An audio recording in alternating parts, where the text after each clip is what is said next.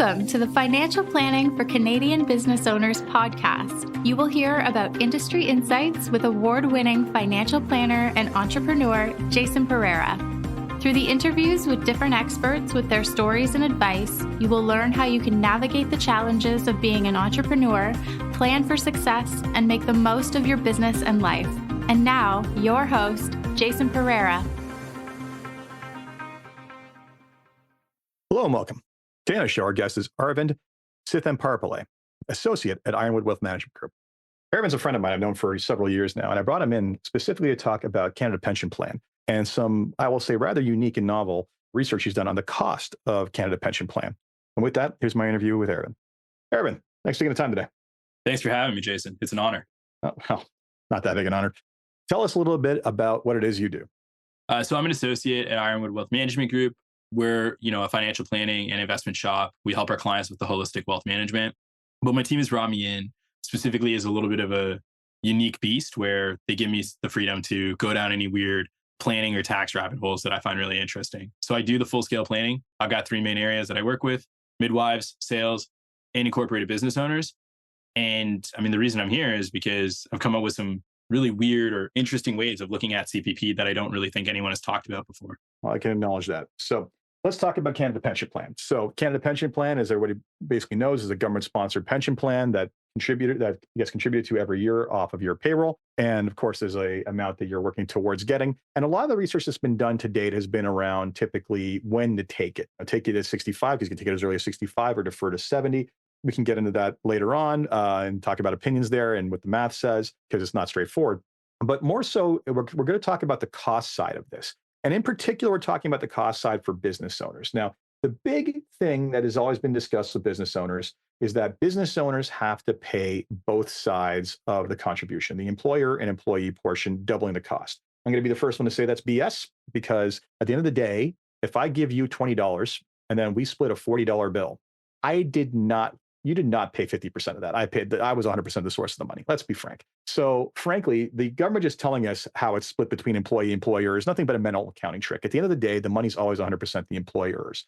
And the thing that's unique about employers, business owners, is that they can opt out of CPP by nature of just switching from income to dividends. And a lot of times people will sell this as a tax savings. It's not a tax savings. This is a opting out of paying into a pension by failing to pay the contribution. It is not a tax. A tax is something, unlike a tax, the pension actually has a direct benefit that you gain from contributions, right? So it is a retirement income decision. So here's why I brought our Aravind in. And it's specifically because the misnomer is always saying, well, look, here's what it's costing you in contributions, and here's what you get out of it. That is not the full story, is it? Aravind, care to fill us in on why? Yeah. And to be honest, it actually started with some of your content online, Jason, because when I first started, I was studying some of the corporate stuff that you put out there, especially integration. And so that concept of integration, meaning for the most part, and we'll talk about it, whether you pay yourself as a dividend or whether you pay yourself as a salary, the tax is more or less the same. Mm-hmm. And so I kept getting confused when people kept saying, well, you're saving CPP. But it wasn't until I started looking at my own taxes a little bit closer as a self-employed individual. And I realized that CPP, yes, you pay it out, but there's certain tax impacts. And then all of a sudden it hit me that, hey, if we actually followed this line all the way through and said, hey, if I pay myself as a salary as a business owner, and if I pay myself as a dividend, what is the actual difference that I keep in hand? And most people, either through short form or not following that process, will default to, well, it's the total amount of CPP premiums. So that's the amount that you're going to save by paying yourself dividends. And then people will carry it a step further and say, hey, well, if we keep that ourselves, reinvest in the business or whatever the case is, we can, quote unquote, earn more than CPP, which is where I started questioning, is that really the case? Especially after we look at the after-tax impact. Yep. Excellent. So, we'll get into other reasons why you'd want to be a part of CPP, but let's talk about the cost side of it, and we'll get to the benefit side afterwards, because the cost side of it is really your wheelhouse here. So, all right. Employer-employee portion are both paid for by the employer, even though it comes off the employee's portion. Talk to me about how each of those portions is treated from the corporate standpoint as well as the personal standpoint. For sure. So I would say as far as CPP goes, and then there's, let's call it, two bonus pieces that impact the tax planning. But as far as CPP goes, the employee portion is piece tax credit. So the original base CPP before the new enhancement was rolled in qualifies for a tax credit. And so that tax credit is going to be worth whatever that base credit rate is in whichever province. So we're in Ontario, we're looking at 20.05% for that base CPP contribution of, I believe, So to put some numbers to this, 2024, right? The base contribution rate is 5.59% up to 3,867.50, right? So basically, what's going to happen is that applies, the credit applies at the personal level, and it didn't cost me as an employee that amount. It's down by 20%. It's 20% less. Yes, but one clarification there, Jason. Even that 5.95% is actually a hybrid of 4.95% base and 1% enhancement. So that 4.95% is going to be credit, so 20% less, and then that last 1%. So of 3,800, let's call it $380, give or take. That's going to be a deduction. The remainder is going to be a tax credit at 20%. Got it. So bottom line is, give me some round numbers. What's this at the 3,800, 6,750, whatever the total is, or last year's total? How much am I actually paying out of pocket at the maximum in general? Well, so if we're looking at that, just that, and if we use last year as an example, actually, I'm going to go back and say it depends. I know everyone's favorite answer in financial planning, because the tax credit, yeah, you can calculate the flat amount, and the tax credit actually caps out at about, I'll give you the number, 631 last year. So everyone who's filing their taxes over the next 3 to 4 months, they'll see a credit of 631. But the deduction, that 1% deduction, is going to be more tax advantageous as you move higher through the income bands, because the deduction is always going to be more beneficial at a higher marginal tax rate. So basically that 1% contribution off my income up to the threshold is going to be, so roughly out of the almost $4,000 that is, we're talking about, let's call it $800 roughly, ballpark, I'm probably wrong. But the point here is that it's either going to be it's going to get a deduction that's going to save either 20 cents on the dollar at the lowest bracket or 53 cents on the dollar at the highest bracket. So we're talking up to $400 in savings on that. So now you're at the total savings of roughly $1,000, roughly best case scenario. Yeah, give or take, I would say it's about that. Yeah. So now the employee portion that was coming off their portion, really, it's not the 28,650 worst case scenario. It is best case scenario. Sorry, 38. It's now 28. The best case scenario, right? So again, that's sizable. That's almost 25% of the overall cost of CPP from the employee standpoint. And it gets better. Want to talk about the employer portion? Let's talk about the employer portion. So not considered is that the employer portion is a pure, I mean, really, you got to look at the tax a little bit, but to simplify for all the business owners out there, you can consider the employer portion essentially a pre-tax deduction. It's a pre-tax deduction to the corporation, but it nets out to, if you try to pay that out to yourself, well, you're going to pay tax on it if you were receiving that as a dividend. And because it's a pre-tax deduction, you pay no tax on it. And so because of that, again, it can be as little as 20%, but it could be as much as 53.53% on the whole amount. Yep.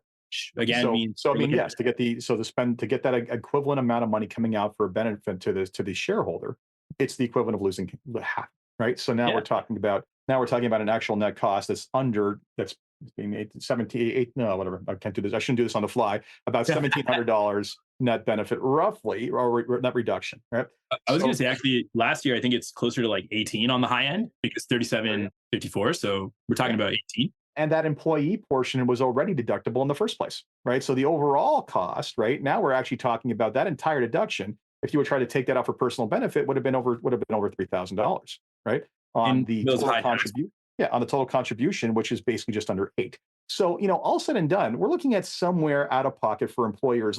So employer, upper end and lower end, what's the actual net out of pocket cost that they are looking to basically incur, or that they will incur on Canada Pension Plan? Ooh, that's a great question. And I actually have a little chart that I've pulled together. So give me 1 second, I'll pull that up, and do you have any hypothetical examples between 0 to 300K that you want? Well, here's the thing. Anyone below the yearly maximal pensionable earnings, which is what, almost 70,000 now?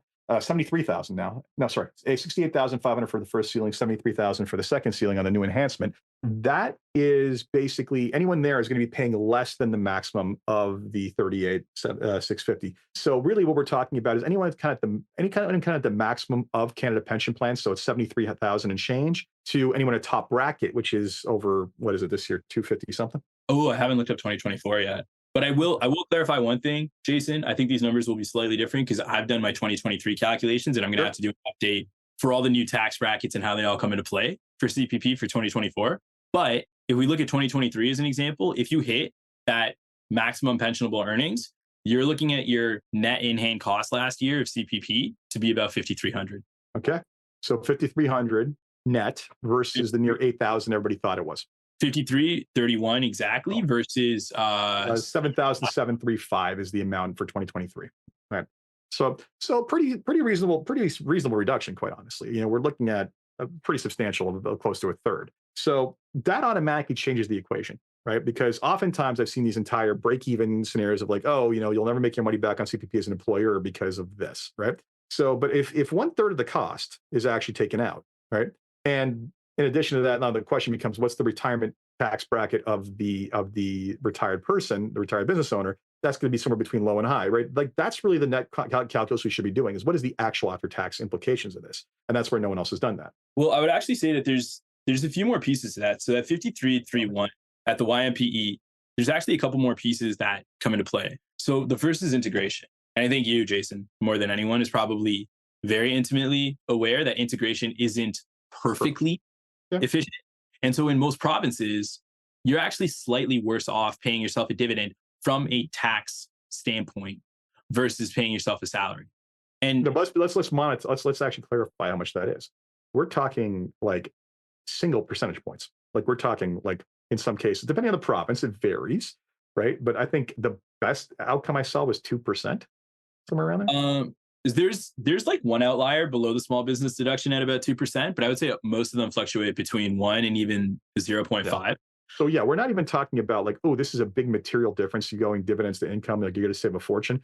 We're talking about maybe you save $1,000 on a 6-figure amount. But here's the case. That's usually saving it if you pay yourself a salary. And most people are trying to avoid. Well, that's the irony, right? So the reduction, so the savings on paying salary versus dividends also gets added to the calculus. 100%. And that's something that I think people often don't see or they don't take into consideration. And so if you look at even 0.5%, but now what's 0.5% on a flat dollar amount of say $200,000? Well, that's an extra $1,000 that you've penalized yourself just to avoid CPP. Yeah. So that's where when you start adding these pieces together, it's like, oh, the credit, that's only $600. Oh, the 1% deduction, that's only $300. Oh, the 1% is probably only on 3,000, it's only $30. But if you look at the employer deduction side, oh, all of a sudden that's now we're looking at what have you of 1,800. Now we're adding 1,000 for the dividend inefficiency. All of these are based on trying to avoid CPP, which is such a small amount to begin with. Yep. And so even we're just looking at 73,200 in income, which is where CPP tops out, then you're still looking at least $380 worst case, basically worth of tax savings on that altogether, right? Which is now again reducing it to basically by well over a third of the total contribution amount. And that's basically it. Now we talked about 5331, so I just want to give some 2023 numbers. 5331 at the YMPE, but if we peak out at 300,000 of pre-tax corporate profit, and now you as a business owner would have been sitting there saying, okay, should I pay myself salary or dividends? Do you know how much CPP actually ended up in hand costing you? $2,688. So it's actually $2,600, even less than when you thought you were paying half of it yourself. Yeah. There we go.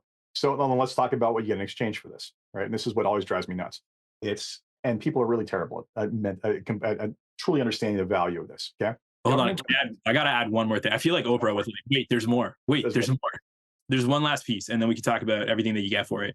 Yeah. To most business owners, they're growing their business. A lot of times this decision is often in the middle of their life, right? They have kids, things are busy. They think they're going to save a little bit of money. But because of the dividend top-up situation that comes into play, or the gross up, sorry, that's the official term. When you pay yourself a dividend, the amount you receive in hand is actually grossed up, and then it's added to your tax return. Now, the dividend tax credit, yes, offsets the actual tax paid, but there are certain government income-tested benefits, like the Canada Child Benefit, and those are not calculated based on the net tax paid. Those are calculated based on your net income or your net household income. And so there is a small but meaningful difference between what that net income looks like as a salary versus what that net income looks like as a dividend. And so that dividend shows a little bit of a higher net income, which actually then reduces the Canada Child Benefit and other income tested benefits that you might qualify for. To coin your term, it's another phantom tax that people haven't considered. Oh, don't get me started on clawbacks and phase outs. Anyway, so the moral of the story is if you're in someone who's actually in the range where you would be able to keep your Canada Pet Child Benefit and get income range, because at a certain point, no matter how many kids you have, you're not going to get anything. So, and you're above the threshold for the clawback, then the reality is that, yeah, you're now that additional savings of that clawback again adds to the calculus of how little CPP costs you. So, I mean, that's specific to one group of people, but frankly, it's not immaterial. No, not at all. And I mean, these days, especially with many people deciding to be self-employed, if we think about, any physicians or any healthcare providers that have the ability to incorporate as well, not only is it business owners in the operator business owner sense of the word, but anyone who has the ability to incorporate needs to be considering this as a part of their overall financial planning. Yep. No, very true. So, all right, let's get to the benefits side. And we're going to talk about general retirement. We'll get back to retirement in a second, and optimization of taking it out later. We're also going to talk about the other things people don't talk about. Okay. So first off, the benefit, right? People have a hard time wrapping their heads around the benefit of a government-backed, indexed to inflation, lifetime income. Okay. Can't remember where, saw a study years ago that basically showed that when people were given the choice between an annuity or a lump sum, people discounted the value of the annuity by 30%, meaning that it's really hard for us to do the math as human beings on what this actual lump sum is relative to a small amount over time. A smaller amount over time can actually far exceed the value of a lump sum. In fact, the average person was discounting and getting 30% less than they could have if they just take an annuity. Okay. So, and I would also say that these break-even scenarios that people run are inherently flawed, because what about things like inflation shocks, right? I mean, anyone who was on CPP in the last couple of years was grateful that their pension was basically indexed to inflation, because that was not something they felt, right? So that's great. That's a benefit that's hard to get your head around. So first off, it is really, I would say, and everybody's always worried about, well, what happens if I die early? You got bigger problems. You're dead. All right, let's be frank, right? Like, you got bigger problems. If you're worried about leaving the biggest estate, then really insurance is the solution. But not breathing is your biggest problem when you're dead. But let's talk about the other stuff that happens before you die. What other benefits does Canada Pension Plan give you that, frankly, people are not factoring into the value of this thing? Well, I think the big one, to your point about even if you pass away prematurely but early and you have kids, I mean, one of those is going to be the survivor benefit. I think that one is huge. And then there's a handful of small pieces that we often don't think about, like the disability portion that can potentially be paid out. And oftentimes, if you're an operator, say in a type of business where getting cheap disability insurance isn't always viable, CPP is a known cost and something that's baked in that's going to protect you for at least a little bit. So I think those are two that are often very much overlooked when it comes to what kind of benefits do I get throughout my life. Yeah. I mean, don't get me wrong. I will say this much: Canada Pension Plan disability, it's like you won't qualify for it unless you're got something that's pretty much you're never going back to work, but it's still there, right? And like, so if we really want to look at what the value of Canada Pension Plan is and what you're paying for, I mean, part of that contribution is a premium towards a disability insurance policy that you're not doing the math on. And I don't know if this is where you intended to take it, but I think it's also important to remember that we get RSP room. And so that's like an ancillary benefit to paying yourself a salary and having this tax shelter as well that people often overlook. And I think all of these pieces have to be, which I know, Jason, you're a very big proponent about financial planning as a whole, and not just looking at one thing on its own. But I think you have to think about all of those pieces as well when it comes to how are you optimizing for your total wealth. Absolutely. So yeah, you have that. And I will also say the other thing that's so overlooked is the orphans benefit. I mean, the reality is that you die early and you leave kids behind. Those kids are going to get a payout until a certain age, right? In actuality, if you had just gone to work and if you had opted out of CPP entirely, your entire working life, and you had young children and you pass away, well, congratulations, you saved that amount, right? You saved that amount, but how fast is that amount going to be eaten up in comparison to the widows and orphans benefits? Well, and I actually went to school. I did my MBA with somebody, and he actually ended up receiving it because I believe when you're in post-secondary, they will continue it for a period of time. Yeah. So he was still at that last year age-wise where he was still receiving it. So I think it's important to note that that orphans benefit can potentially carry on for a lot longer than we think. Yep. The other piece that I think people often don't think about is that all of these are benefits with that next net tax dollar amount that we paid into CPP. But if you're going to say, well, let me hold that money, let me grow it myself, you have to consider what the after tax implications of growing it yourself are. And in today's lower expected return environment, it may not be as beneficial net of tax as we think it might be. Yep. No, I will say and let's just go back to, there's also investment hubris, right? Like at the end of the day, maybe you could do better, maybe you could do worse. At the end of the day, but there's no comparing a volatility to a pension, right? This is one of the things that drives me nuts about community values and pensions. It's like, oh yeah, well, I can maybe get a better return and get you more income, but it's not that you're going from, you're not just turning the risk up a little bit. You're going from literally a zero risk scenario into a risk scenario, and you can't look at that as a 0 to 1 on a scale. Right? 1 to 10 may not be are actually closer than that 0 and 1 are, right? The 0 and 1 is a huge mile. And after that, it's a big difference. So I think you have to contemplate that. So all this gets said and done, and I'm just going to go to the final retirement benefit, and I'm going to make a quick statement on this. We're not going to spend too much time dwelling on this. Maybe I'm going to test you, see if you know the answer on this. Just put you on the spot. So if you take it early, it's basically, it reduces by how much per month? Oh, if you take it early, it reduces by 0.6% per month. Per month, right? So if you're an early, being your normal retirement age is 65, every month you take it early, it gets reduced by that amount up to a maximum of 36 as early as age 60. If you go to 70, what is the math? What's the calculus there? 0.7% per month. Yep. Up to age 70. I want to wait and see whether you're going to cover it. And if not, I want to talk about the light bulb that hit me about 42%, which is what everybody thinks it is. However, it's not really 42%. Care to explain why? Well, to be honest, this didn't really hit me until we were going through this. And then I realized that what happens is when you take CPP, they calculate that bonus on top of what the actual CPP rate is that year. And so when you look at any of those break-even calculations, the thing that isn't considered is that whatever labor inflation and CPP inflation might have been. So now, not only do I get this bonus, but if I wait, let's call it the full 5 years, and I get that 42%, well, the base CPP that I would have received at 65 technically was growing with inflation every single year. So you have to factor in. And more than inflation. It's growing by average industrial wage, which is historically roughly 1% more than inflation. Yeah. So you're in a situation where your CPP grew. Now you get to add the bonus on top of it. So it's not really 42%. In some cases, when we look at that 7% per year, but then you add in a 3% growth, well, it's closer to like a 10% growth on nominal terms. I understand that everyone looking, any other planners looking will say, well, hey, inflation's baked in. That's not really fair. But have you considered the investment returns on an after inflation adjusted basis, or have you considered nominal returns? And if you're considering nominal on the investment side, then you have to consider nominal on the CPP side. Yeah. Look, at the end of the day, it is a more complicated formula than most people think. I think to simply say, oh, the employer is paying this net amount of dollars and they're going to get X back and the math looks terrible is just so misguided.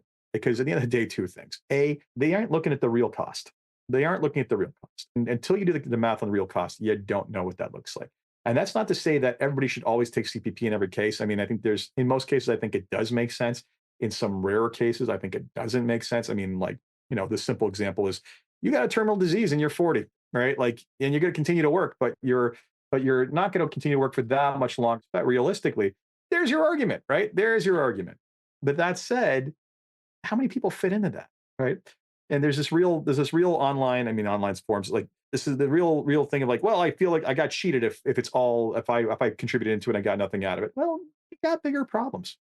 I mean, in a way, I kind of look at it like insurance because it's a peace of mind, right? Like once I get to 60, 65, and I'll speak for myself here, maybe everybody's a little different, but there's a nice feeling of saying, hey, I've got this base that's going to cover a lot of the needed expenses in my life. And with so few years left at that point, and likely not everyone gets to that point super healthy, or they've seen their friends or family start to get sick and pass away. Do you really want to spend all of your time worrying if 100% of your assets are concentrated in the same types of savings, so to speak? Yep. And as planners, we talk about diversification, across a variety of different spectrums. And I think this is just another example of tax and income diversification as well. Yep. And the thing is too, is I'll say a couple of things, we kind of talked about earlier, but the deferral that gets up to 42%, when you look at the average industrial wage historically, that number actually ends up being closer to 50%, right? So someone who would be entitled to CPP maximum benefit of 13,640.60 this year by deferring, that number would actually be in today's dollars, $2,000.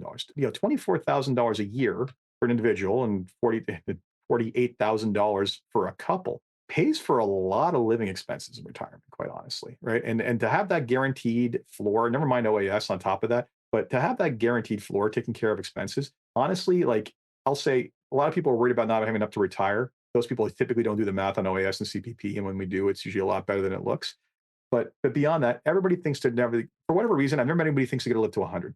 They all seem to think that they're going to be the ones who die early. Sorry, but statistically, you get to 70, the odds are, what people don't get is life expectancy is not a set age. It's a moving target. The older you get, the more likely you are to live beyond it. So it might be 84 for people born today, but if you're at 70 already, odds are you're going to be touching into the 90s, pretty close to it. Yeah, it's a long time to pay. Yep. Any other questions for me, Jason? No, I think that's it. So if people want to look into your research, I mean, I think you published most of this on LinkedIn of all places, but anywhere else they can find it? They can reach out to me through our website, but I would say, LinkedIn, Twitter, Instagram. Midwives tend to hang out on Instagram. So if any midwives happen to listen to this, they can find me there. But I would say that's where I'm probably the most active at this point in time. Yep. Excellent. Well, thank you so much for your time. Appreciate it. So that was today's interview with Aravind. Hope you enjoyed that. And as always, if you enjoyed this podcast, leave a review on Apple Podcasts, SoundCloud, Spotify, or wherever your podcast. Until next time, take care. This podcast was brought to you by Woodgate Financial, an award-winning financial planning firm catering to high net worth individuals, business owners, and their families.